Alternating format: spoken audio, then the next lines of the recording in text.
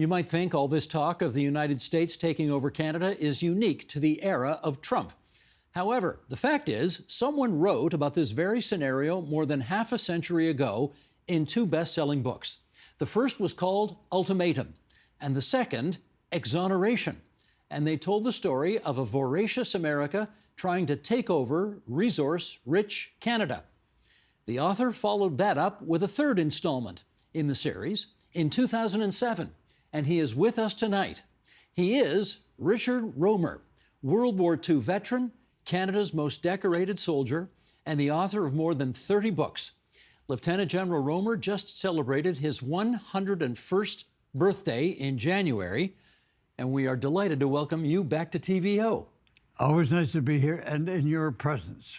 Amen to that, sir.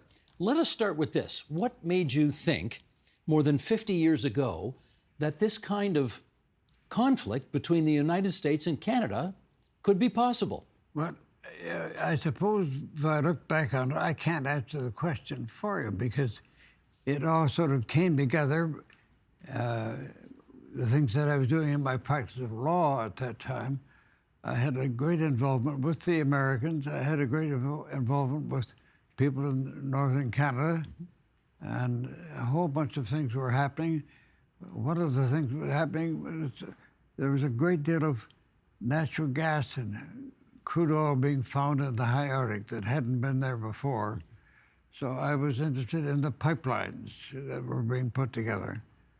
And I wound up at Nunavut quite often dealing with the people there and the situation. But when it came to the business of writing, I was new at the game. I had chaired the Royal Commission on Book Publishing in Ontario, and I knew who all the publishers were. And so I had a storyline that I thought I should develop, and I started to talk to some publishers about doing that. But when you did it and you explained what the plot would be, America invading Canada to take our resources, did any of them come back at you and say, this is too fanciful, it's not believable? No, they didn't do that at all. They were a little stunned by the proposition, but the reality was that I could feel the whole situation. I knew there was a lot of demand from the United States to run things for us, whether we liked it or not. That has not changed in the 50 years.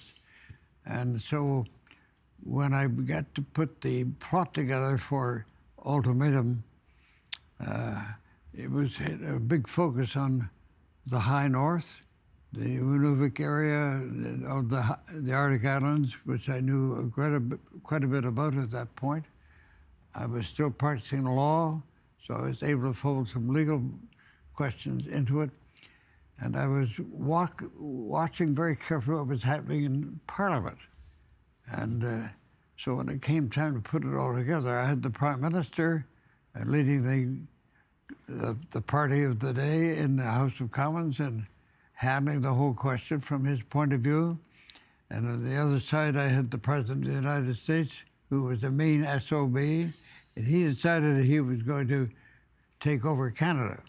Take over Canada. He's going to actually say, you are now American citizens. And I've got a great section in the book where he makes a little speech like that, was right on the money. So when Trump said, yeah, we want to annex Canada as a 51st state and have your prime minister become our 51st governor, how did that sit with you? Well, it sat with me over from a fictional point of view, but it doesn't sit with me at all in terms of, I'm a Canadian. I fought my time during the war. I did 135 missions as a reconnaissance pilot, getting shot at all the time. And I paid my dues, and I'm a Canadian, top and bottom. And so in the book, Ultimatum, you'll find two definite stories running parallel. The Americans, how they're looking at us, and the Canadians, how they're looking at it from the viewpoint of the Prime Minister and the viewpoint of the President. And they are the two lead characters in those books. And so tell me this, in Ultimatum, how well does our fictitious Prime Minister stand up to the bully boy president? He stands up very, very well, as a matter of fact. And but at the same time, you have to read the book to find out what ultimately happened. That's the problem.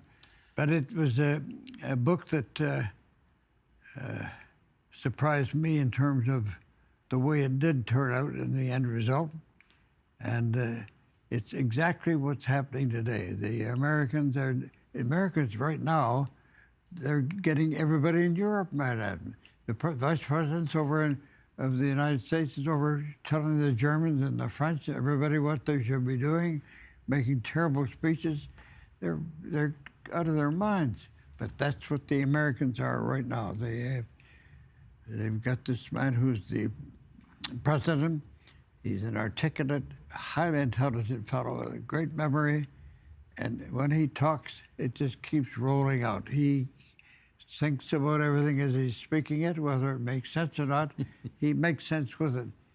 And he's a big danger for Canada, in my opinion, as a nation. And he's already landing on the Europeans in a way that unbelievably dumb. Let me ask you about that. Why is it, or perhaps you can help us make sense of the fact that the current president of the United States can't really get along with his fellow democratic country leaders, but he gets along quite well with authoritarians and dictators all over the world? Explain that. It's because he speaks to them. He considers himself to be superior to them intellectually, brain-wise, and he can put together a proposition to put to the French or the Germans, and that's exactly what he's doing. I sent his vice president over to tell people all kinds of terrible things, that they're dumb, and they shouldn't be doing this and that and the other thing. Who's he? He knows everything. The man is a completely self-centered egotist, and he's got a brilliant memory and a great vocabulary. If you watch him on television, and when he's in a crowd, he can out-talk anybody. He can listen to a question, and he'll have an answer for it right off the bat. He's an amazing guy. Now, of course, in your book, which you wrote as fiction, America has its designs on our natural resources, because this was in the 1970s. There were OPEC oil shocks.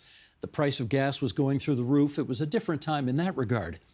Do you have any reason to believe that there is an actual plan on the books in the American military to take over our resources by force if they determine it's necessary? I would not be surprised if I would be surprised if such a plan does not exist.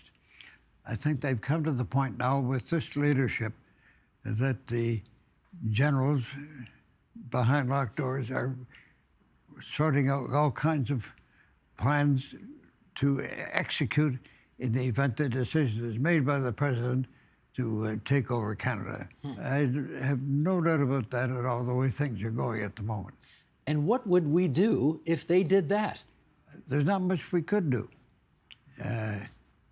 We don't have a force. Our military force, which I know something about, is almost next to nothing because of the way it's been treated by governments. We are not able to fight them off, although I have a plan that I would use if I were in that position. I'm all ears. All right, all right.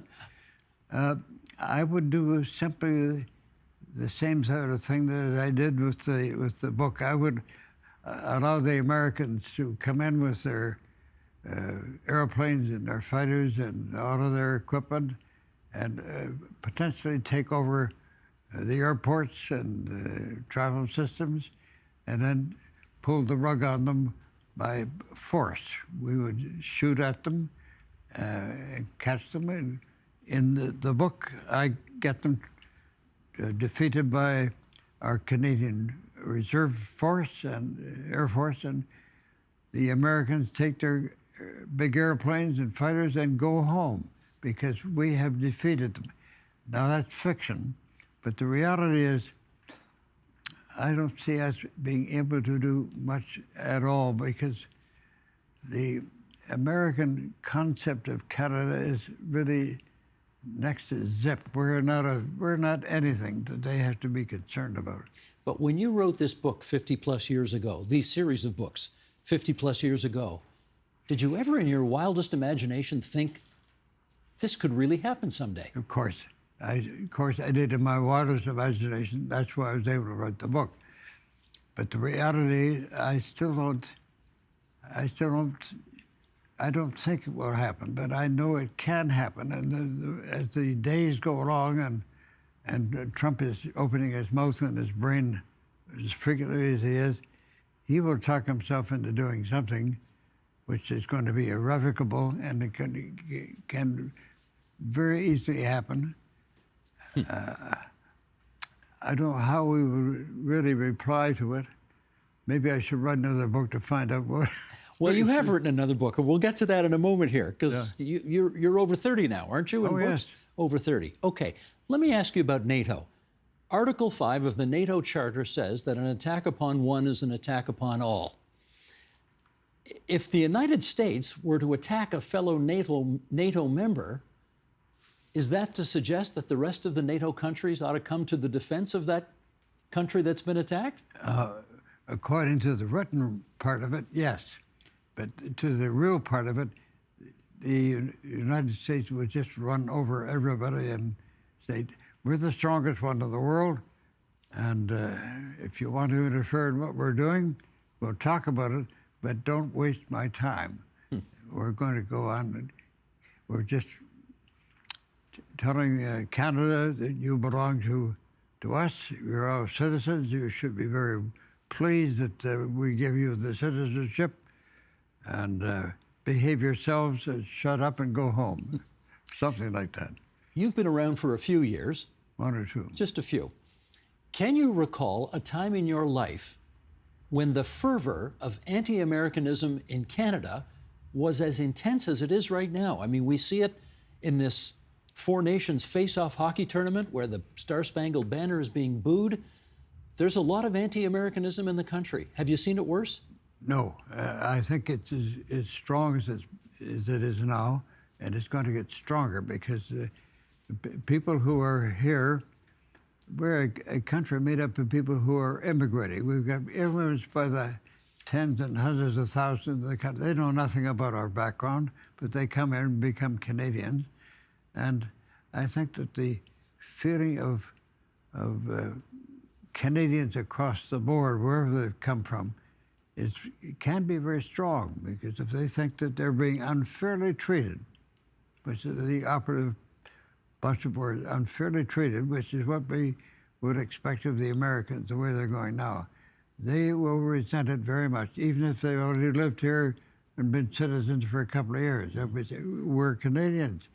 We don't need this kind of stuff. I think that there's going to be an increasingly feeling in this country of respect for Canada itself by the people who live here now. You got to hand it to Trump. One thing he has done is unify Canadians like no one else has been able to do. That's correct. You've seen this. Sure. And he's doing the same thing in Europe now. Can you imagine Trump telling the French and the Germans, sending his vice president over there to tell them what they're doing? They're dumb people. Unbelievable. But well, let me ask you about that, because I'm guessing you have seen every president since Franklin Roosevelt speak, or you have known them. yes, you have seen them do their thing. I've met many of them, and you've met many of them. How does Trump compare to all of those that you have seen? Well, it's very hard to compare him to any one of them. He's by himself in terms of who he is. He's not like any one of them. One of my favorites was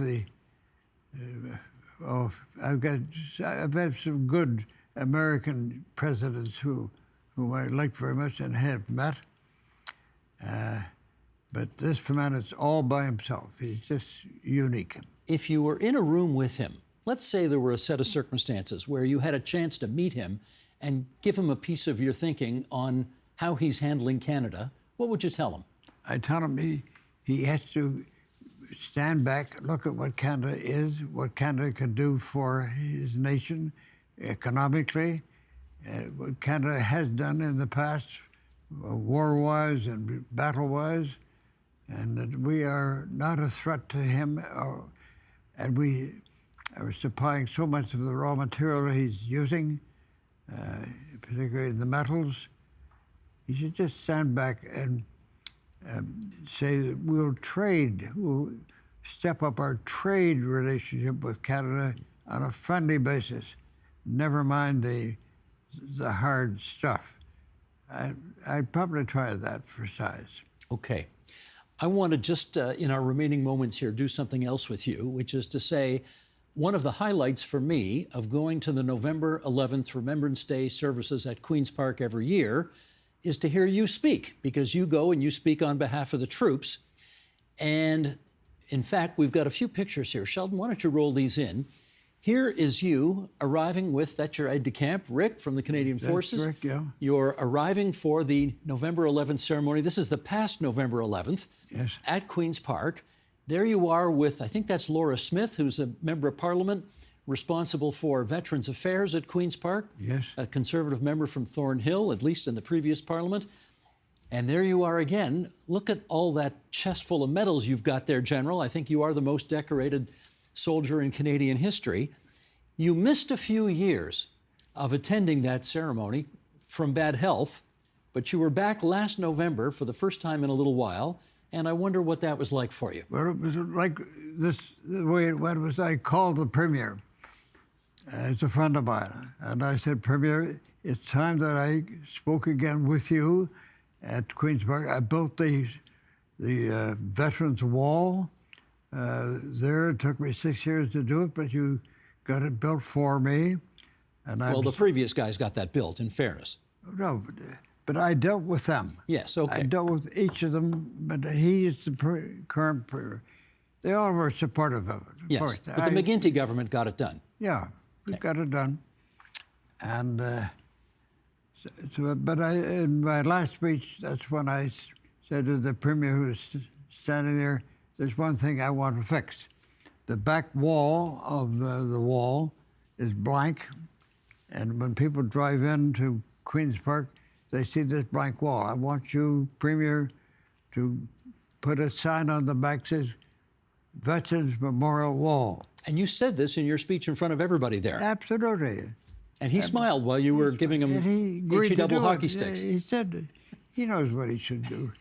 Is he going to get it done? Oh, it's right on the verge of being done. It'll be, we'll have a big ceremony in relation to it. Okay. Sheldon, let's get a shot of this. If you thought the General at 101 was finished writing books, you were wrong. This is the book he has been working on for the last year or so. It's called Canada's Arctic, Moscow's Next Ukraine.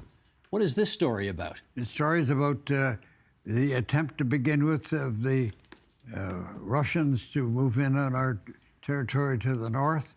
They take over one or two of our islands in the Arctic, and we come to the point where we, by force, send in our best troops by air, regular force and reserve, and instead of having a big battle, they talked about what could be done by way of agreement.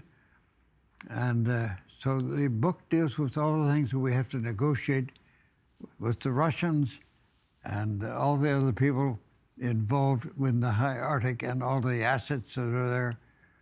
And so I get very concerned about what's going on in your mind. 50 years ago, you got the Americans invading us. Now you've got the Russians invading us. Who's next? oh, I think the Russians are the biggest concern. There's only room for the Russians now. Okay, last question. You're 101. How you doing? I keep breathing. Breathing is the essential part of life. I don't move the way I used to move at all, but I have all kinds of things. I'm going to be over in You're going to Holland. Holland Yes. for May the 5th. You know, I do remember your telling me a story not too long ago about how when you were a little kid, you looked up in the sky and you saw a plane flying overhead, and at that moment you decided you wanted to be a pilot. And Yes, that's I wonder correct. how different your life might have been if, when you looked up in the sky and didn't see anything, if you didn't see that plane, how different your life might have turned out. But you can only speculate on that. But the reality is, my relationship with airplanes began in a park across the street. My father was working at Dunlop building tires. He was a young, great athlete, and he moved from Hamilton over to Buffalo. And I was born just before, well, while we were living there. You're born in Hamilton. Hamilton. Yep. But my mother went back to deliver me, and so I was born at Queen and Herkimer in Hamilton. But the reality was,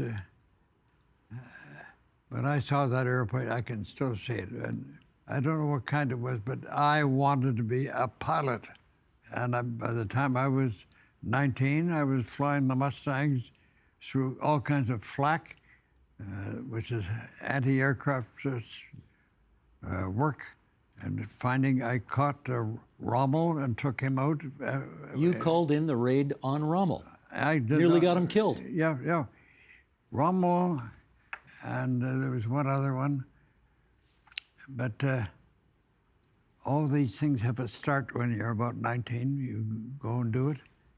And well, I've had a long, very fortunate life, meeting people like you who turn up at these ceremonies from time to time when I'm going to speak. I don't know what I'm going to say, but you think it's okay. You're the only guy who shows up without a text. I mean, Yeah. everybody else goes there with a speech written out, and you get up there and you just wing it on November 11th, and you're the only one who gets applause, and you always give the best speech. All right, thank you. I'll accept that. So, have a great time in Holland in May, and I will see you next November 11th at Queen's Park, if not before. I'll look for you there. Yes, sir. Thank you. Lieutenant General Richard Romer, thanks so much and great to see you again. Thanks for being here.